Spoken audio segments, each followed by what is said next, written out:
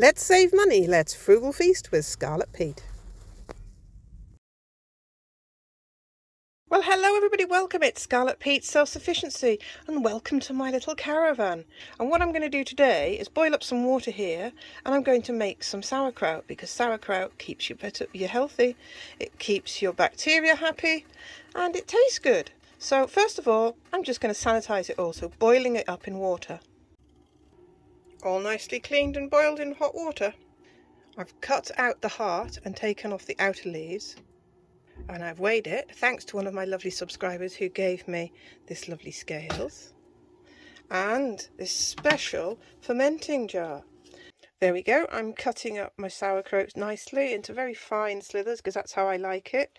I've got 500 grams of cabbage that I've cut up, or that I'm going to use, and I need to use 2% salt.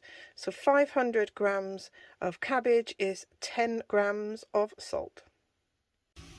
All my cabbage is nicely finely chopped up, just like I like it.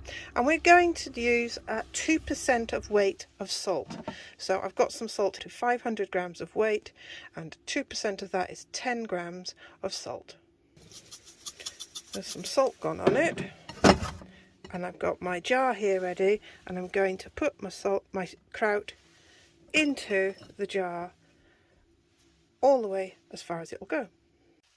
The jar's nicely full. Now it's time to push all of this down and cram it in, which will help the salt get into the cabbage, and then it'll reduce it into some liquid.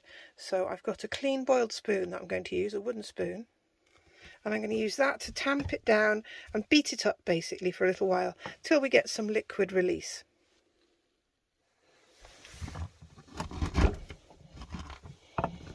Just starting to release some juices. It's greatly reduced by volume now. It's much wetter.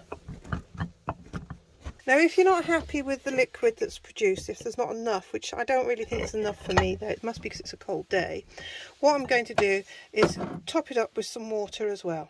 Just going to add a bit of water. Now the water I'm adding, there we go, is spring water. It is not chlorinated, because if we were adding spring water, chlorinated water, we'd end up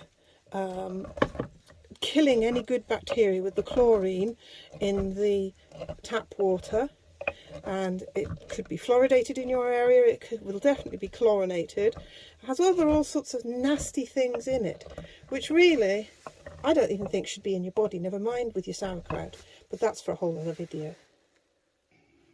Coming back to it now, we've got some nice release of liquid there, and it's time to put the ferment top on. This jar's amazing because it's got a one-way valve here which will let air out but not air in, so when this produces a gas in this chamber in here, it will be allowed to burp it out but no air go back in, which is really, really important. If you've not got one of these jars, you can put a pebble weight in to keep the ferment below the water line. You can put a plastic bag full of water to keep it down. You can put an airlock on a jar, like a wine airlock. But I'm going to give this a go because this is the first time I've used one of these, and this is by a company called Lakeland in the UK. So a absolutely huge thanks to my lovely subscriber who let me have these. She also gave me this amazing scales, which is absolutely perfect for the off-grid life here, where we've got no electricity, we've got no running water, and well, watch for the next video and I'll explain what I'm up to living off-grid at the moment. So thanks for watching. Please like, subscribe, share, give me a comment so I know you're there, and thank you for the lovely donations you've given me, and stay tuned. See you soon with more. Bye.